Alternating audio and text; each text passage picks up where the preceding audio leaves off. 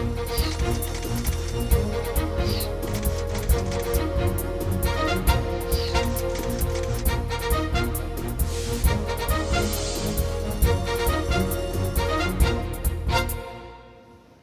my name is Frank Kwan and welcome to Schools on Point. This half hour we'll be talking about some of the major issues impacting schools and public education, locally here in Southern California and across the state. With me is Dr. Arturo Delgado, the Los Angeles County Superintendent of Schools. He's the county's chief education official, and through the Los Angeles County Office of Education serves 80 public school districts that educate 2 million preschool and school-aged children. Joining us is State Senate Minority Leader Bob Huff of Diamond Bar. Senator Huff is the Senate Republican leader. He previously served as Republican Caucus Chair and Vice Chair of the Senate Budget Committee and State Education Committee. His district includes portions of Los Angeles, Orange, and San Bernardino counties. And with that, welcome, Senator, and let's begin. I think everything on most people's minds these days, aside from gas prices, is our state budget. And the governor released a budget that addressed a $9 billion projected shortfall, and that included reductions in many areas, including those to education. And there's a lot of debate going on in Sacramento about the kind of reductions that are being taken. And as the Senate Republican leader now, you're one of the big five, the leaders of the legislature who, with the governor, do the final negotiations on the budget. Now, I know that local education leaders have a lot of questions about this budget, including Dr. Delgado. Thank you, Frank, and welcome, Senator. We're really honored to have you here. The question regarding funding, of course, we're talking a lot about in education, and we are very interested to hear what our legislators are thinking about this, and we know that the governor has some ideas of what he'd like to see happen to help solve that, or at least ease the problem some. And we're interested in knowing what your thoughts are. What do you think the governor's solutions are about, and do you think that's going to head us in the right direction, or what's your concept of how this crisis is affecting us and what the future might bring? Well, I think sadly it appears he's holding education hostage because he's the debt he's paying down, deferrals, you're spending anyway, just borrowing the money.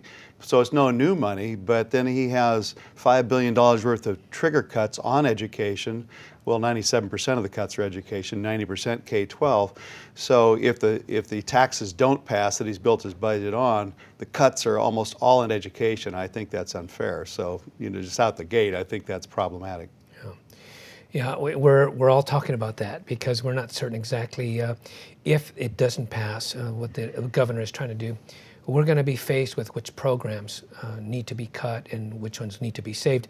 Do you have any thoughts about which programs really actually need to be protected? Well, core programs always need to be protected. There's a lot of things we would like to have, but when you have limited resources, and certainly we're in that era, you got to protect English proficiency, mathematics, the reading, writing, arithmetic that we used to talk about, but those are certainly the core things that we have to make sure our kids understand when they graduate high school. Very good. Frank? Superintendent Delgado kind of touched on this a bit. My question pertains to the initiative process, particularly measures that are going to be proposed and may wind up on the next ballot, which deal with revenue, taxation, this type of thing. How do you think California's initiative process, which other states look at sometimes a little differently, and how does that affect our overall state budget in terms of how we're able to plan and what we're able to do? Well, the initiative process functions as it should in one manner, in that it allows the voters a way to go around the governor or the legislature if they don't think things are happening the way they should.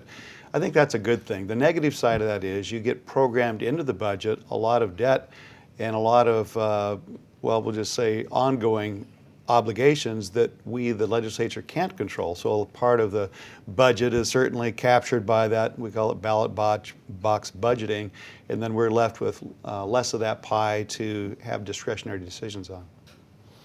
Now, I mentioned earlier, because now you have a pretty unique perspective. You're the Joint Budget Committee Vice Chair, and more importantly, you're a member of the Big Five. You sit there at that table, and this group decides pretty much the direction of the budget. Describe some of your experiences, sitting in on these really critical positions. Well, the Big Five is a process that was employed previously with previous governors. That's not something that we have seen with Governor Brown. So last year, he did engage with the Republicans to try to find some reforms. We were looking for reforms to allow the taxes to go on the ballot, to extend them. That didn't happen. But what happened was it's the first year we had a majority vote budget. So the Democrat leaders and the governor basically decided that budget with zero Republican input. And I think you're going to see the same thing happen this year. Well, when we talk about the budget, of course, the term reform keeps coming up. And in fact, I think the governor, particularly in education, proposes to combine the current revenue limit with categorical funds and then kind of redistribute school funding using what's called a weighted student formula. Again, this is one of those, I think, major issues that educators are very concerned about, Dr. Delgado? We're very concerned about that because we're not certain exactly how it would be weighted.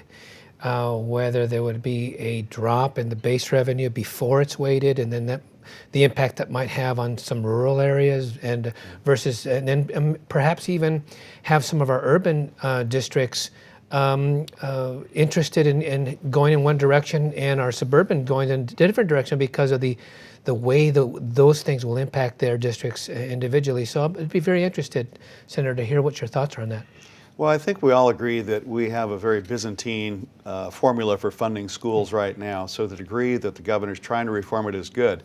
Everybody shares a concern because we don't know what that looks like. And any time you're trying to do reforms, of course, if you have a say and you get the things you're looking for, it's a good thing. I think most of us agree we have too many categoricals, so to smooth that out and have more resources available is good. But there's a lot of issues you've raised that are very important. How does it impact the rural schools? If we're putting more resources into the high poverty areas as this is intended to do, does that leave enough revenues for the other schools? And one thing we found is there's not a one-to-one correlation on just putting money to a problem. So, while it looks good, it needs reform, not sure how this plays out. As a follow-up, Senator, you mentioned the categoricals, and one of the concerns I'm also hearing as the county superintendent is the life of those categorical programs to be used on students for which those funds were originally intended for.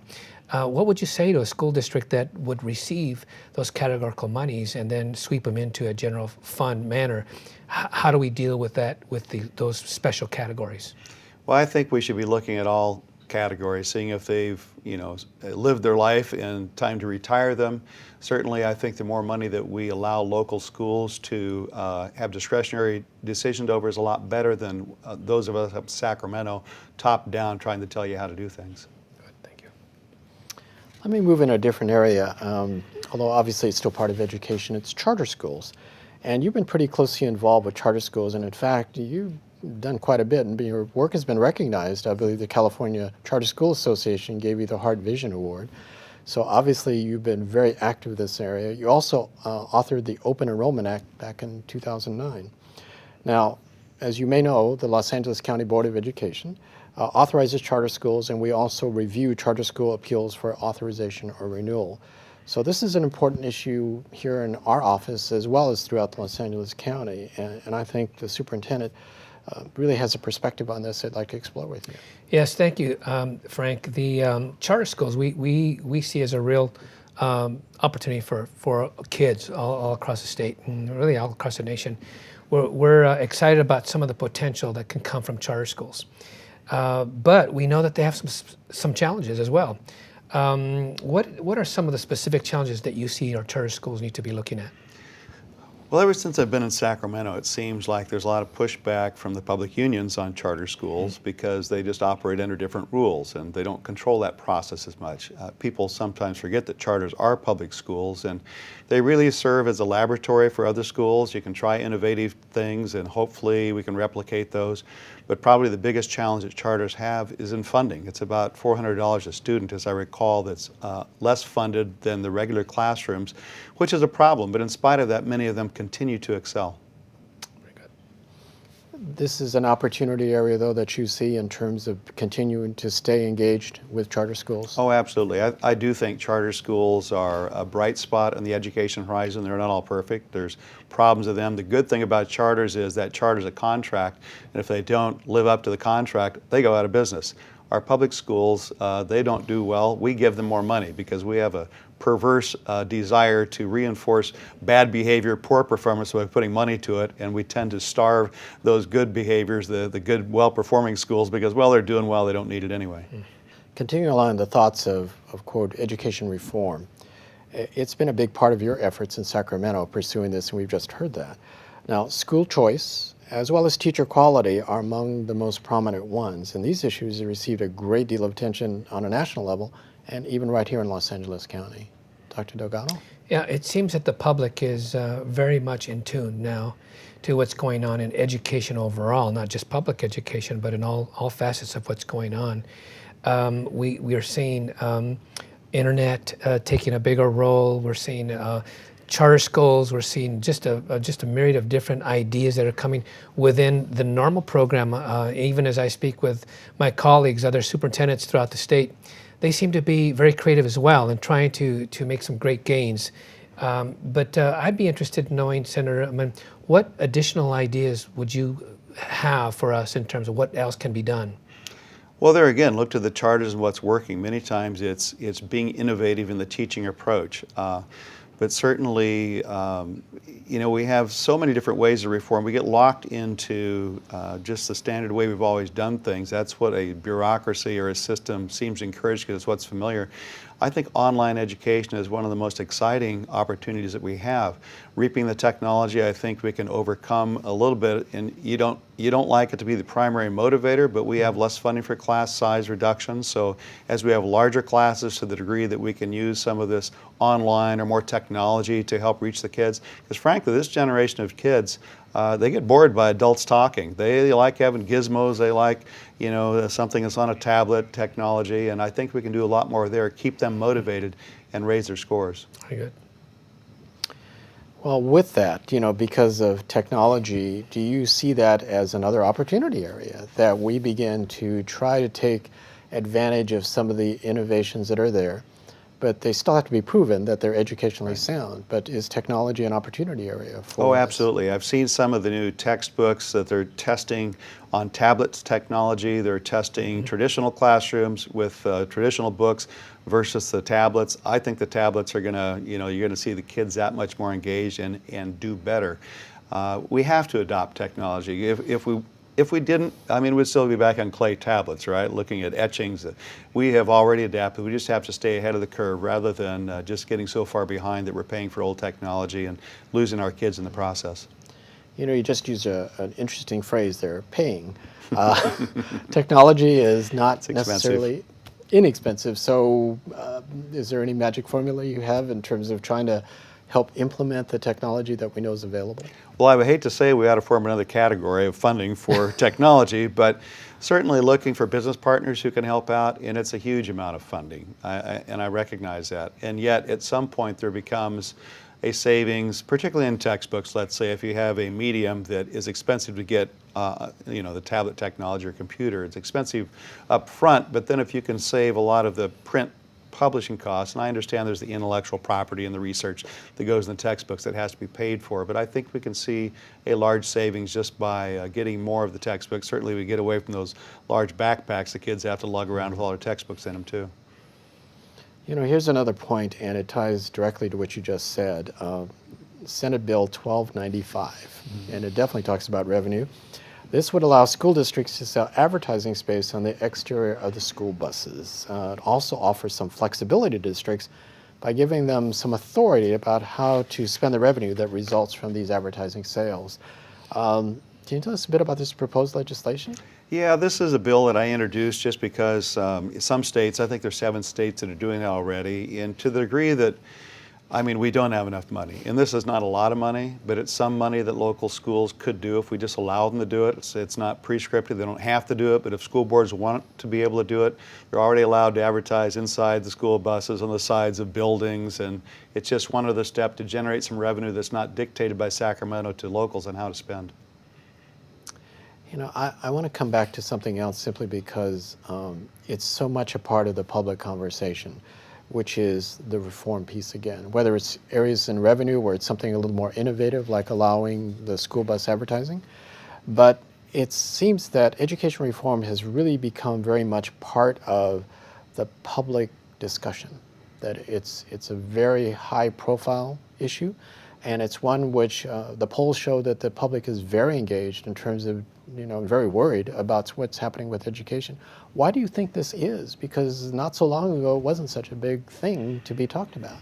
Well, I think there's a couple of things that have driven it. Statistically, we in California and across the nation, we've doubled up what we're spending on education, yet we haven't seen a significant level of increase in output, our student successes, their scores. You've got Waiting for Superman, which has certainly put a Hollywood spin on what it means to be waiting to get your name called so your child can go to a charter school or one that gets them out of this, chronically unperforming school. So there's a lot of high-profile people. Mayor Villaraigosa, certainly. Governor Arnold Schwarzenegger was calling for reform. Michelle Rhee, Kevin Johnson, Sacramento mayor. There's a lot of people that are well-known figures looking for reform, and it's just kind of raised that consciousness of people. I think also one of the underlying things that is still very much part of the public discussion is school safety. I think, with all of the reform efforts as well, school safety remains a very high profile type of an issue. And we've seen that highlighted in the news. Now, here at the County Office of Education, we do offer school districts training in such programs as crisis intervention. We have anti-bullying strategies, youth suicide prevention, and other safe schools kind of planning. So with these type of areas, Dr. Delgado, would you like to explore that a bit further? Yes, I'd love to. The whole issue of performance of students, we're very concerned about them raising their test scores, and we're very concerned about being innovative about all those things. And at the same time, we're looking at the well-being of all of our students as they come in. And oftentimes, the family unit is not what it used to be, perhaps. And in some cases, we're taking the role of in our school systems as to being the ones to protect our children from a lot of different areas. So in terms of improvements, Senator, is there anything that you can think of that comes to mind as how we create a safer environment for kids? Well, it's a tough one. Obviously, when a parent sends their child to school, they want them to be in a safe environment, even if they don't provide that same safe environment at home. Mm-hmm. A lot of parents think they do, but maybe because of the neighborhood, because of just different factors outside of a parent's control, it's not safe. But when they go to school, they want to be that. So there has to be ongoing sensitivity to what kinds of things put students at risk, what kinds of things make them feel vulnerable. We can't protect them 100%, but certainly any adult entrusted to the care of a child has to be, and certainly school professionals as yourselves have to be engaged. Cyberbullying is a new thing, so certainly we've had legislation to try to control that. But at the end of the day, you can never legislate good behavior. It has to be modeled, and that's where teachers and adults in kids' life, parents, when they're lacking in that, it has to be modeled by teachers. So it's very important, but it's ongoing. It's not one of those hills you climb and you say, I'm there, the kids are now safe. Right. So you're never really quite done with this particular never done issue, with that. are you? You had mentioned that you can't legislate safety, but I think it appears to me that with certain types of legislation, it would make certain things easier in terms of trying to ensure that schools and children are safe. Can you discuss some of the efforts that you see in Sacramento in terms of school safety, legislative efforts? Well, I can say there's a legislative effort related to school safety that's been in the headlines recently, and that's teachers that are, at Miramonte Elementary School certainly comes to mind when you have basically teachers that have been in place for a long time doing unspeakable things to kids that we don't even know about. But we as adults and those in charge have to do things, and I've entered legislation to try to capture what Superintendent John Dacey of LA Unified has requested, as well as Mayor Antonio Villaraigosa. We have numerous endorsements from both Republican caucus and the Senate and the Assembly, but to have a better review process, a longer period of keeping a cum file for teachers, if you will, as we have on the children, where cumulative follows them, but just ways to make sure that the kids are in a safer environment, because it's not always other kids that are the problem, it's sometimes the adults that they're entrusted to. Is that, do you sense a bipartisan effort? Do you see, what would you say would be the chances of trying to get that type of legislation actually through? It is bipartisan because it's Democrats that have articulated the issue and it's Republicans that have embraced it and entered it into legislation. As we go through the legislative process, I think it will draw bipartisan support. The real question of its success will hinge upon how powerful the teacher unions weigh in on this thing, because at the end of the day, they have very, very strong clout in Sacramento. Let me come back to something that you briefly mentioned before, which was class size reduction. Now, education funding is definitely complex, and at times there's a lot of terminology and jargon that goes into it. But one of the things that we've heard about over the past couple of years at least is something called flexibility. And that means how districts choose to spend funds that were previously dedicated to very specific programs or purposes, and the superintendent mentioned that a bit earlier as well. Looks like flexibility has been extended now to the 9th grade class size reduction program. The governor also proposes to make all funding for K-3 class size reduction flexible in the 2012-13 budget. Dr. Delgado, what's your view on this in terms of how it's going to impact things? Well, this ties into what I asked earlier, Senator. When there's flexibility and schools are struggling to make ends meet and trying to find those monies, which by the way, this flexibility really helps them a great deal. Nonetheless, the casualty becomes some of the programs. And in this particular case, we begin to see the sizes of classrooms growing increasingly every year. How do you feel about that? And how, what, in your opinion, how do you make these larger class sizes work? Well, I think teachers have to be trained for larger class sizes, how to manage the herd. To the degree you can get parent volunteers, that helps. That's not a panacea. The real problem is that we were sold on class size reduction when there really wasn't data that supported that they would actually do better. So we've put a lot of money into class size reduction, not just in the professionals, but also the building structures, playground facilities, cafeteria facilities. We didn't see a commensurate increase because the data was never there unless you get down to around 12 students and you train the teachers for that. So as we ramp back up to larger class sizes, while you would like to see it smaller, it's certainly an easier load for the teacher. I think it's better for the kids. While the learning's not there, I would rather see larger class sizes and longer school years than shorter school years and smaller class sizes. Do you think that's going to be a pretty tough sell? Because generally speaking, even without the data, parents seem to really embrace the concept of class size reduction. Smaller classes equal better learning. That may not prove out to be the case, as you've said, but isn't that kind of a tough sell? It's always a tough sell, but even as we've had less money in the last few years, you've seen some schools continue to have their scores grow. So class size has been getting larger, scores have actually been getting better. And I think in education, it's something that I mentioned before, we have a tendency to throw money at problems. So we punish those that are not innovative, that are not excelling in spite of things. We punish those that are being creative, that are doing things well. We need to find the successes, replicate them, and I'm not saying that's easy, but I think that's a pathway to trying to do more with less.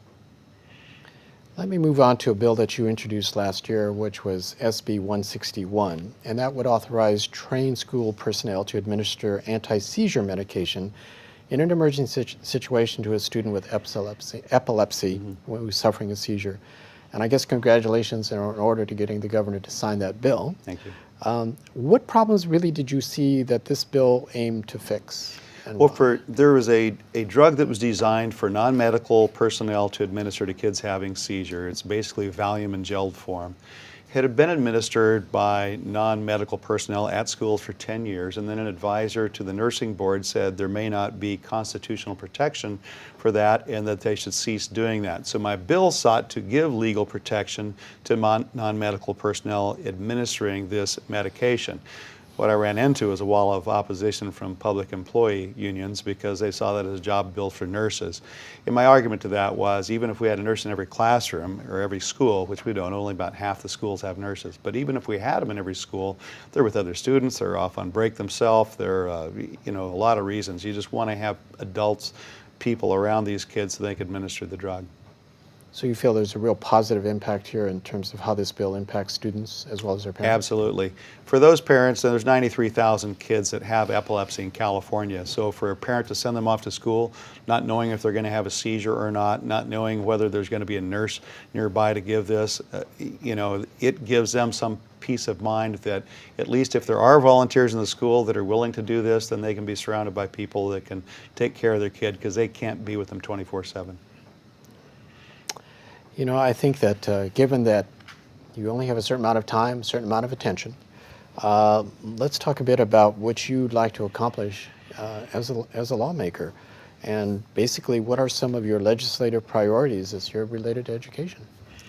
Well, this year we're looking for education reform. I mean, we've been looking for that for some time, but as I said, we introduced legislation just recently that would codify some of the requests of Superintendent John Dacey and Mayor Villaraigosa, because we think that's a good starting point about making sure that the teachers that we have are, the best that we can have.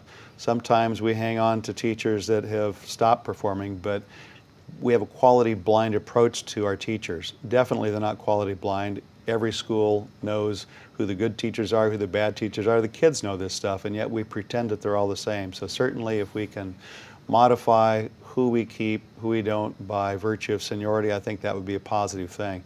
Most of the reform measures that I look at, as a Republican in the minority party, I don't get to just launch a bunch of proposals and get them passed. I have to find things that are resonating with people, then introduce legislation to try to bring it across the finish line. We have about a couple minutes left here, but I wanted to give Dr. Delgado an opportunity to talk about something that's very close to his heart and his priorities, which is academic achievement. Mm-hmm. Dr. Delgado? Well, first of all, let me say thank you again, because I think this is my last segment to be able to do that, Senator. I appreciate you coming out. The fact that you're here says that speaks volumes of your interest in public education. That's why I'm in this job, because I really believe in our public education system. I think people are making some great efforts, and the other thing that you said I appreciated was that there are a lot of good teachers out there. I do see teachers as being the solution, not the problem, if we can just get past a number of issues. So I do appreciate that, your efforts in that area. Overall, public education is headed where? And how do you think we can still make a go of this? I think our best days are yet ahead. As we grapple with these issues, it's frustrating. We have conflicting ideas about how to get there, but the fact that we're even talking about teacher reforms, we're talking about how to do more with less, it helps foster innovation. And I'm excited about the role technology can have in helping recapture our kids' imagination and getting us to a truly 21st century educated workforce. Very good, thank you. Well, briefly, do you have something coming out April 26th? Is that correct? An education summit? I do have an education summit coming up. It'll be at Cal State Fullerton, and it's focused on online education, and that's kind of the buzzword around. We're going to delve into that a little bit. Certainly, anybody is welcome to come to that. Well, obviously, there's so much more we could talk about, but we have come to the end of our program. And just let you know that this program is brought to you by the Los Angeles County Office of Education. It's a public agency dedicated to leading educators, supporting students, and serving communities. Now, if you'd like to know more about the Los Angeles County Office of Education, you can visit us online at www.lacoe.edu. For questions, comments, or suggestions, you can email us at the address that's on your screen right now. So on behalf of the Los Angeles County Superintendent of Schools, Dr. Arturo Delgado, and our special guest, California Senate Republican leader Bob Huff, I'm Frank Kwan, and until our next Schools on Point, thank you for joining us.